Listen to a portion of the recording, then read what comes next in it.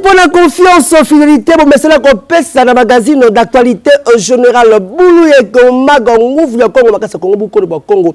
La force du Congo, la brave, Bakando, l'infatigable Jubé. Ça, sentiment, on peut sur Makasi. Le représentant Lelo Po Nabil. Te ferons les hommes Premier ministre, chef du gouvernement, son excellence Judith Soumino Alassaki, compagne congolais, tellement la case de soutenir phare de Sénabi Sobolanda. L'élément, il y a Rosi Iba Djoko. C'est pourquoi, dans la suite des actions portées par le président de la République, et comme nous l'impose notre hymne national, le debout congolais, nous vous invitons, Congolaises et Congolais, du Congo central, du Haut-Katanga, du Lualaba, Olomami, les Congolais de la Chuapa, de l'Équateur, de Kinshasa, du nord et du sud du Bangui, du Bas et Haut-Ouélé, Congolais du Maniema, du sud et du nord Kivu, du Kasaï oriental et central, du Sankourou, de la Lomami et du Tanganyika, Congolais de la Tchopo, du Olomami, de l'Ituri, du Kwilu, du Kwango, du Maïndombe et de la Mongala. Tous de nous tenir debout avec toute notre volonté pour défendre notre mère patrie, la République démocratique du Congo. Vice-ministre de la Défense, son excellence Sami Atoubangoye, à l'Obélina ou Italie, danger à guerre et à STP a dénoncé complexité de terre politique, basée à Kinshasa, basée à impliqué dans la guerre Rwanda. Bolanda, na extrait na reportage signé Barambe Kapachika. Le vice-ministre de la Défense, Sami Adoubango, a également pris la parole, mettant en lumière les dangers de la guerre en cours. Il a dénoncé la complicité de certains acteurs politiques à Kinshasa. Aujourd'hui, les jeunes Congolais ou la jeunesse congolaise se laissent instrumentaliser, manipuler et balancer de fausses informations pour déstabiliser même la psychologie des citoyens congolais. Avec l'avancée de cette fameuse rébellion, nous avons découvert l'image, la figure, le visage que c'est que les hommes politiques du Congo. Ils pensaient que Kinshasa va tomber et que le régime partira. Ils commencent à négocier leur départ de Kinshasa pour rentrer à l'Est. Si jamais l'Est sera balkanisé, il devrait se positionner dignement. Cette activité a permis à de nombreux jeunes présents de prendre conscience des enjeux de cette guerre et de l'importance de leur rôle dans la défense du pays.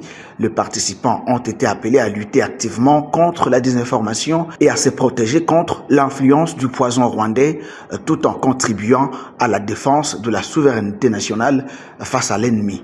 Cette campagne patriotique qui durera pendant 3 mois représente un moment clé pour l'engagement de la jeunesse congolaise, un appel à l'action pour garantir l'intégrité du pays et mettre un terme à la manipulation. Et ce qui était là qui m'a cassé, la police peut battre si matin parce que traquer bakulu na nenge ya kosakanate. La police congolaise Nanzela, la commissaire divisionnaire adjoint général Blaise Kilimbalimba qui plus de 250 Koulouna paix à présenter qui bangol bosso avec PM et intérieur son excellence Jacques Meno. Chabani Zaki une esplanade il y a pas du peuple qui avec partent na idéologie bolanda na reportage oyo loko oyo té bakuno batikali pour la police bakola la té bako traquer Koulouna pour que la population pas vaguer librement dans l'occupation de bango bolanda reportage. Dans le cadre de la lutte contre la criminalité urbaine qui s'intensifie dans la ville-province Kinshasa, le commissaire divisionnaire adjoint Blaise Kilimbalimba a organisé le bouclage ciblé au camp Kabila et le camp Lufungula dans la capitale congolaise en vue d'éradiquer ces phénomènes. Environ 245 bandits urbains, communément appelés Koulouna, ont été arrêtés et présentés au vice-premier ministre en charge de l'intérieur, Jacques Chabani, avant d'être placés en détention dans différents centres de la police. Notre pays est agressé, nous ferons de bouclage pour dénicher l'ennemi. Tout celui qui choisira les cambriolages est dans notre viseur. Il faudra que la paix règne dans notre pays, principalement à Kinshasa. Mingi ya koloba ezalite Cette initiative s'inscrit dans le cadre de l'opération Ndobo lancée récemment afin d'éliminer définitivement ces fléaux. Et le gouvernement, à son tour, réaffirme ainsi sa détermination à restaurer la sécurité dans le milieu urbain de la République démocratique du Congo. Séance de travail et Salamaki Kitoko Wapepai, vice-premier ministre, ministre intérieur paix sécurité, son excellence Jacquemain Chabani Bengsaki, secrétaire permanent, il y a PPRD Emmanuel Ramazan Chader de Kana Kitoko, Bolanda na point O. Quand le chef dit fini le moment du silence, des actions clandestines, maintenant c'est le moment des actions ouvertes. Je m'assume. Ça dit tout. Convoqué au ministère de l'Intérieur, Sécurité, Décentralisation et Affaires coutumières pour donner de l'éclairage sur la dernière sortie médiatique du parti de l'opposition PPRD pendant cette période d'agression du Rwanda et ses supplétifs du M23 et AFC dont est victime la RDC, Ramazani Shadari, secrétaire permanent du PPRD, parti cher à Joseph Kabila, ancien président de la République démocratique du Congo et prédécesseur de Félix Antoine Tshisekedi Tshilombo, a eu du mal pendant son audition à justifier et éclairer l'autorité sur les activités clandestines dont a fait allusion son parti pendant cette période de guerre et de même pour l'adhésion de certains membres du PPRD au M23. Nous avons été invités par le VPM intérieur. Les échanges étaient cordiaux. C'est-à-dire nous sommes un parti de l'opposition. Tout ce que nous donnons comme message, le ministre avec ses collaborateurs, ils nous ont demandé de voir ce que ça peut avoir comme effet au niveau de la population. Au sortir de cette séance de travail, le secrétaire permanent du PPRD n'a su donner de manière claire la position du PPRD face à l'occupation de l'armée rwandaise dans le sol congolais dans sa partie est. Ce n'est pas ici où on me demande de venir dans une séance de travail que je dois répéter ce que j'ai dit. Tout ce que nous disons, vous le connaissez. Il ne faut pas nous poser des questions pièges. Très rigoureux, le vice-premier ministre, ministre de l'Intérieur, Sécurité, Décentralisation et Affaires coutumières, Jacquemain Chabani Louko, a appelé le PPRD à travers son secrétaire permanent sur l'application stricte des lois qui régissent les partis politiques. Cette séance de travail aura été un avertissement à tout dérapage. Toujours dans l'état poison, il y a Rwanda. Bon, que le côté à Rwanda comme Nasuka pour M23 va présenter qui va soldat moko babike bazalaki ba soldat il y a FDLR ba lukaka RDC c'est le kuta pour charge il y a question juridique il y a UDPS maître Evariste kala la kweteye à démentir des farces c'est maman le kuta azalaki na micro il y a Mozart Mabaka. Une farce du régime de Kigali parce que M. Patrick Ishimwe et tous ses pairs ont été présentés au mois de janvier comme prisonniers de l'armée rwandaise. Ils ne peuvent pas revenir au mois de mars présenter ces mêmes prisonniers comme étant des FDLR actifs sur le sol congolais. De plus, les tenues avec lesquelles on les a présentés sont des tenues toutes neuves de l'armée congolaise issues des dépôts des forces armées de la République démocratique du Congo à Goma, pillées par l'armée rwandaise. Et nous précisons ici que le prétexte du droit de poursuite des FDLR ne justifie pas la présence de l'armée rwandaise sur le sol congolais pour la simple bonne raison que ce droit de poursuite découlant du droit de légitime défense implique une proportionnalité entre l'action et le danger encouru. Et en 30 ans de présence de l'armée rwandaise et de ses supplétifs sur le sol congolais, les dégâts surpassent la menace des FDLR sur le régime de Kigali. Bajo, il y a Office national d'emploi. Basaki mo bangé na sitting, basaki ko tele la déjà na bango a démissionné pour la haute gestion a détourné qui 10 milliards de francs congolais à Joaramo na bango bastion médicaux pe engagé batum sous sans que attend la ceux qui batu baza na kati baza déjà bien rémunéré bafuta maraté nyo so wana vie na bango social le comme na pas ndenge osaranaté basaki ko dénoncer yango na ndenge ya osaranaté bolanda na reportage oyo. Mon mère bamoto na bapine batumba bafonfare loyembo na monoko bapapie batombola bakoma fano dégage yango ezali basinyo oyo elakisaki mécontentement ya bagent ya office national d'emploi oyo baselisaki mobange na sitinyo moko ya lundi 3 mars 2025 awa na siège na bango libanda wana bazalaki na kanda ya kosakana te. Parmi bango tomonaki le jeune leader mwana mboka junior Buibu azalaki wana présent na kombo na ye kolobaka Fano dégage dégage yokiloko yo.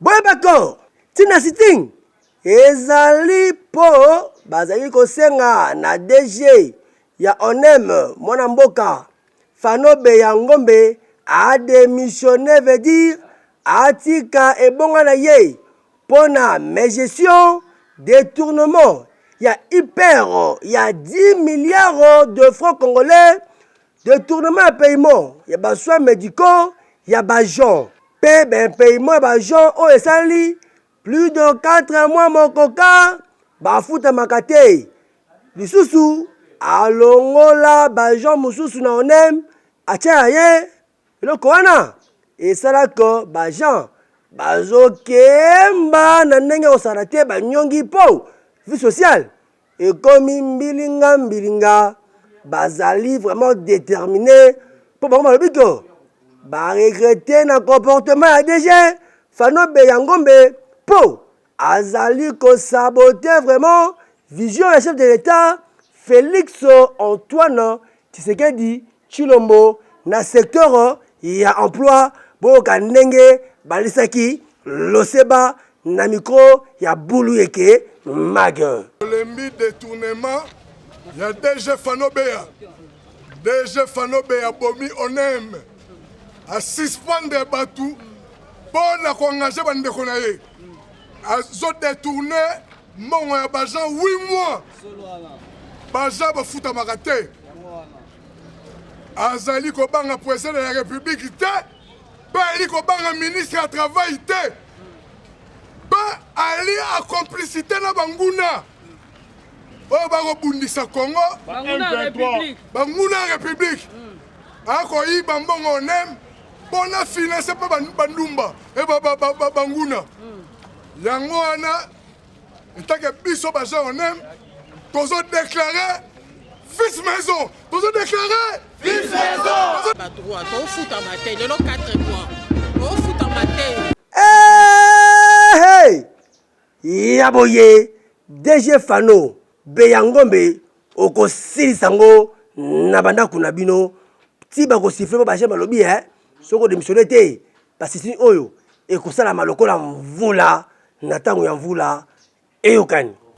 Le philanthrope congolais, honorable Yves Bapa, le caïman de Moamba, le pyramide géant, Bobako, lancaki Mobange na Ligue de jeunes et la fondation Yves Bapa, avec un partenaire de l'OGP Payi, à ce moment-là, qui toque comme président, et différentes cellules, après ça, qui bon, ma moto, ma clasheur, pour que, Kosukola, mituka ba moto no sera toujours pour na ko pesa kaka masolo ba jeune bazanga mongote pour que ba longala politique ya pesa nga kabelanga no sera bolungwa zana ngo pe asala ki démonstration de force musclée pour na kolobela pe ndenga za toujours na base na yendenge ba pesa ki confiance be les choses d'équipe ba continuer ko pesa sous confiance bolanda. Le reportage signé Giovanni Lundoluka.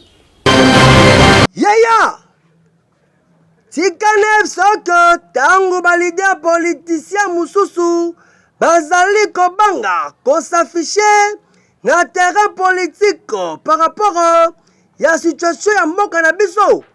Boyebako mwana mwamba ya tongo le génie politicien azali toujours continuer communier na base na ye sans problème pe s'afficher makasi au travers version philanthropique na yenani honorable Yves Bapa, le philanthrope congolais a déjà communicateur Boebako a salisaki Mobange na démonstration avec force musclée toujours en optique na ye ya les transformateurs ya jeunesse ya mwamba na nzela ya fondation na ye FOIB bwebako alancaki officiellement ligue de jeunes ya fondation na ye Ivapa awa na quartier Mateba na commune ya Limete avec ambiance bon enfant.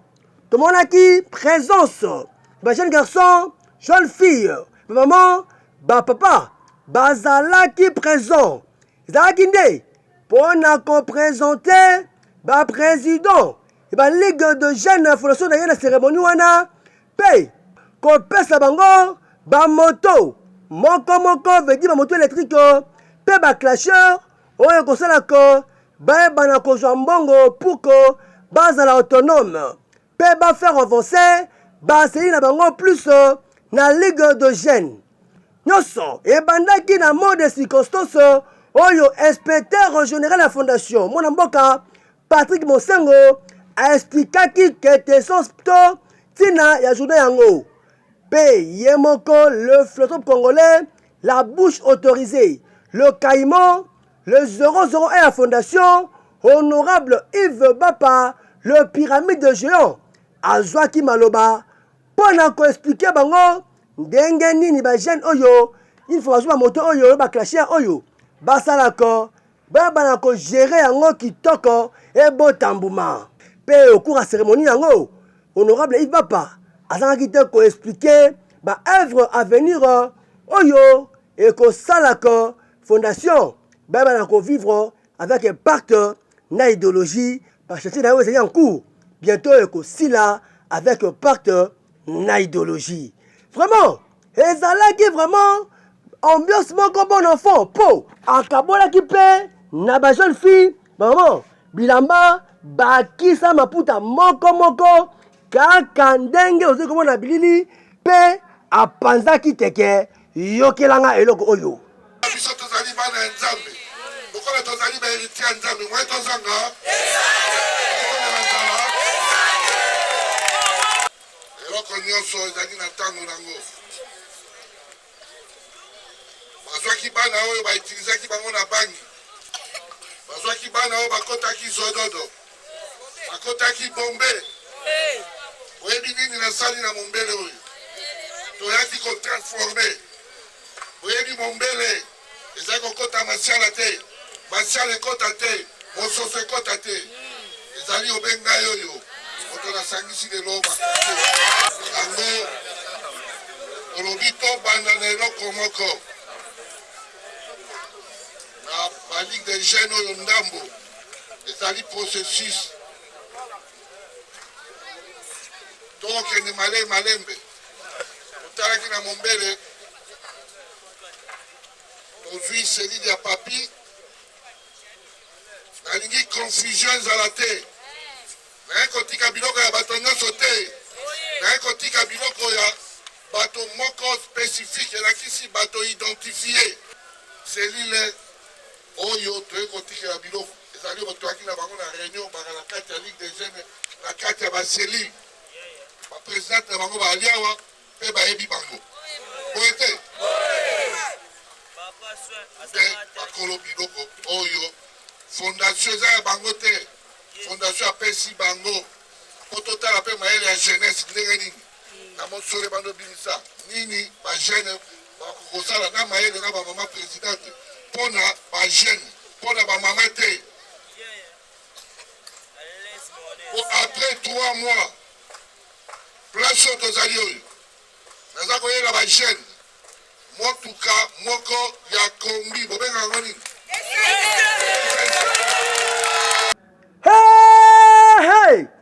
esali bien makasi komona le flotteur congolais le pyramide géant honorable Yves Bapa kosola kitoko na base na ye kitoko toujours na système toujours ya leadership na azaka na yango mpe kotransforme jeunesse ya mwamba elongo banti valeur ekoma na bavaleur moko sociale vraiment déferlement esalemaki makasi 7e rue wana kobanda lelo médical ti la place commerciale le moto nyonso wana pour la secteur à toujours leader ya Moamba pour voter kaye massivement. Vraiment adversaire bazui devoir à domicile yaboye boko si sango nabanda kunabino ti bako siffler. Toujours na cadre de soutenir ma voyant soudan na biso ba FARDC ba wazalendo bazali ko bunda kuna na este bo ba ko président Kevin Mukanya ya Asbel Congo Espoir organisé pendant 2 jours mokoka tournoi à judo avec un partenaire idéologie na commune alimenter la quartier Mombele wana ba judoka bandongwana ki la saki ba force bango kitoko ambiance ki bon enfant bolanda na reportage Mwana mère ambiance ezalaki au rendez-vous bondi melangaiko na première édition ya tournoi à judo dénommé Vrai Congolais Azana Fachi nyonso na cadre kaka yako soutenir ba FARDC na biso oyo bazali ko bunda kuna na este ya République. Tunanga nini muto organizaki yango ezalinde Asbel le club d'espoir ya Yemoko le président Kevin Mukanya, le jeune qui fait parler les autres, le jeune pragmatique. Pendant 2 jours mokoka, je veux dire du 15 au 16 février 2025, mon bangen activité zaki awa libanda ya paroisse Saint-Félix na commune alimité précisément na quartier Mombeli. Tout le monde a qui bajidoka ya ndenge na ndenge bavaki wana présent bureau mobimba ya Asbel le club d'espoir ezalaki na pointe bonzi melanga ke nyonso bandaki na entrée triomphale oyo Yemoko président Kevin Mukanya kotaki kitoko mune beta yokelangeloko oyo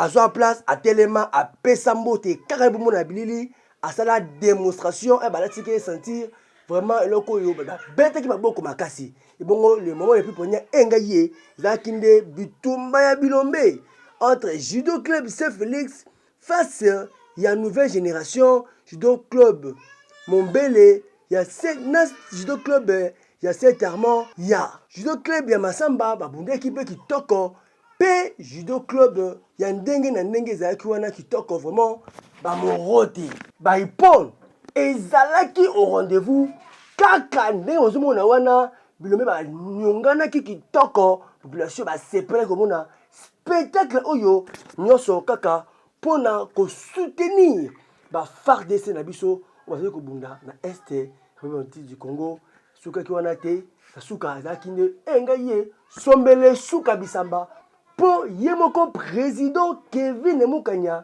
apesaki na bathlète wana bavaki wana deboko bozo komona boye paseki bango ba médaille pe bapesaki bango coupe na premier deuxième troisième pe na quatrième quand bozo mona bilili kasi Yemoko président Kevin Mukanya azangaki te kasi au cours ya cérémonie wana secrétaire général ya Asbel le club d'espoir mon mboka Doking azangaki te kopesa moi message pour na soutien ya FARDC yokelangeloko oyo Kevin Mukanya, le président de l'Asbel club d'espoir, qui a pris l'initiative de soutenir la jeunesse du quartier Mombele dans le but de l'aider à avancer vers son développement.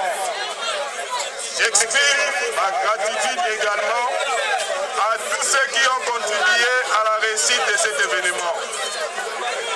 Votre présence et votre engagement témoignent votre soutien indéfectible envers notre jeunesse et notre pays en cette période difficile où les terroristes du M23, soutenus par l'armée rwandaise, continuent de massacrer, violer et piller à l'est de notre pays, semant ainsi une grande désolation au sein de la population.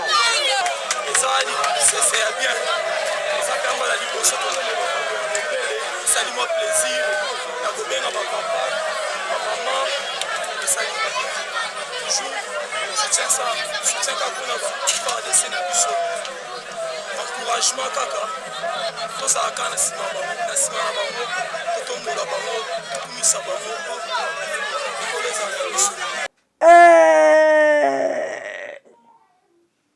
Ya boye toloba nini mpo masolo ebetamaki kitoko na ndenge ekosakana te.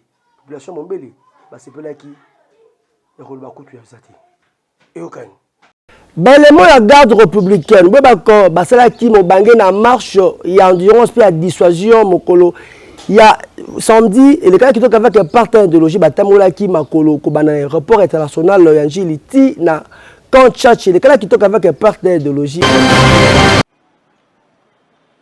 Le commandant de la garde républicaine, le général-major Ephraim Kabi, a donné le go de cette marche d'endurance et de dissuasion de toutes les unités de cette classe de la garde républicaine sur les artères de la ville-province Kinshasa ce samedi 1er mars. Un exercice de routine qui a commencé à la foire internationale de Kinshasa dans l'objectif d'évaluer les capacités d'endurance des unités, tester l'esprit de combativité et remonter leur morale.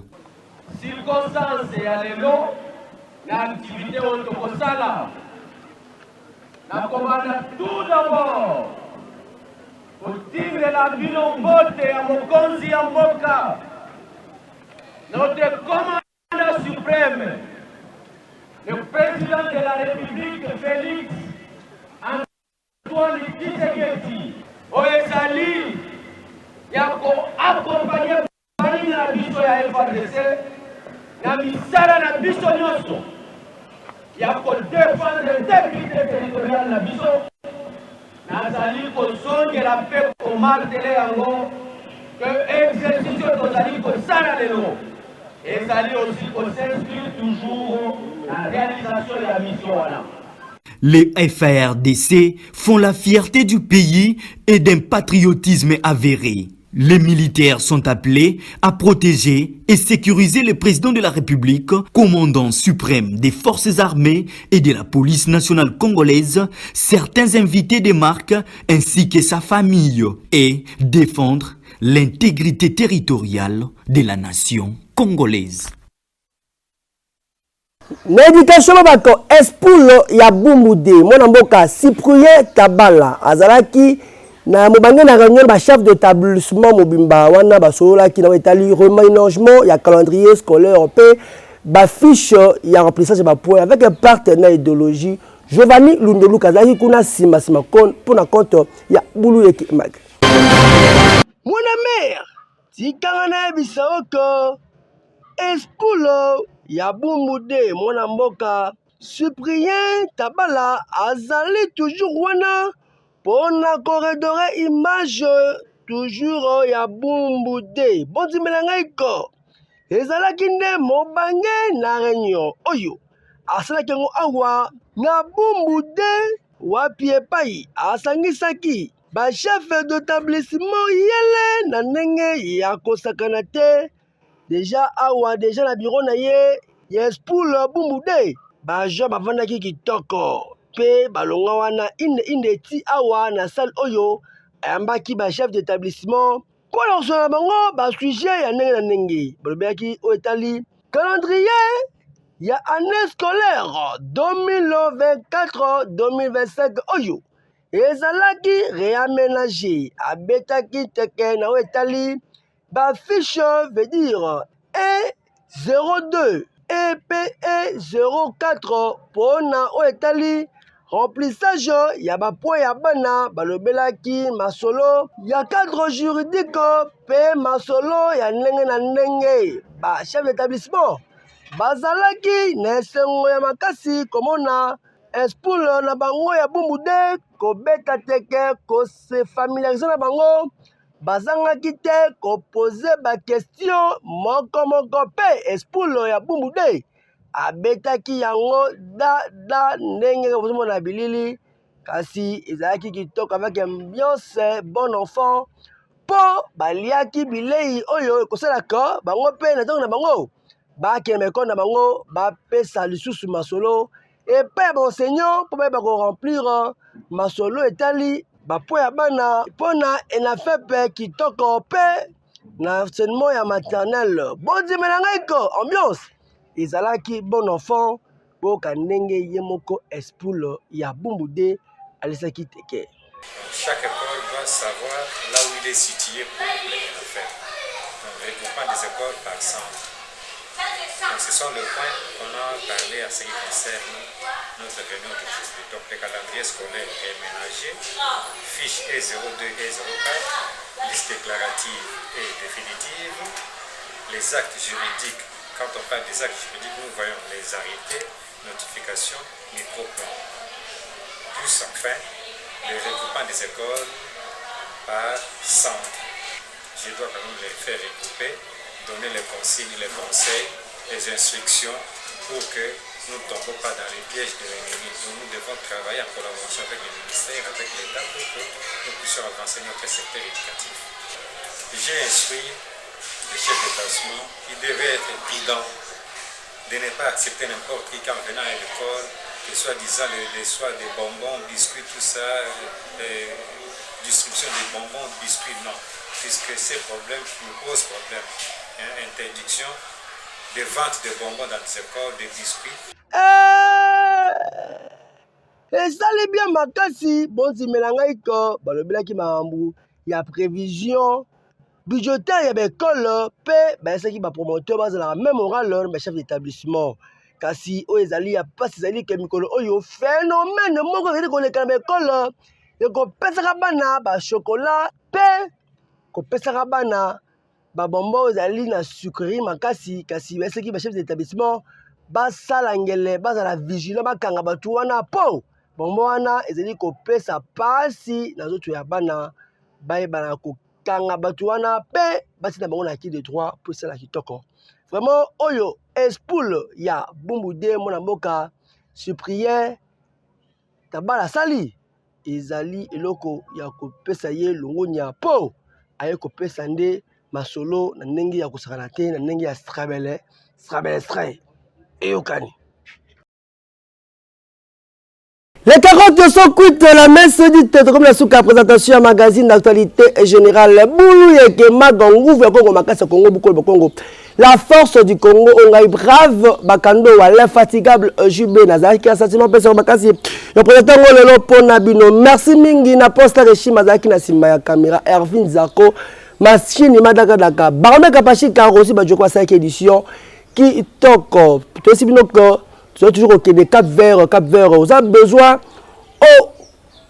parce que la promotion l'église na yo to kenara chaque dimanche pour nous filmer l'église na bino parce que boulou que mag confiance sur ben biso to ko filmer toute na bino peut-être que bino na boulou que mag prime qui est prime encore imbattable tout ça pas je souhaiter pas ya Lisa fait za bi vrai chéri bona moi sur comment na boye moi si ambija bota mo ko tika zambe apa mola ye abakira mikolo bi ko ni mabe engaye na mombele wana po 150 de kuyama pour piso kwanga tsa moko bakina pipi ya tulula tu va beli shote kuya na ote Lisa feza bon anniversaire na yo na ndenge ya ko sakana ta ba chose à souhaiter pour awa à part traitement information avec éthique de déontologie cela me semble souhaiter ngana bino to ku tani mokolo ezali ko ya soki nzamba yete bye.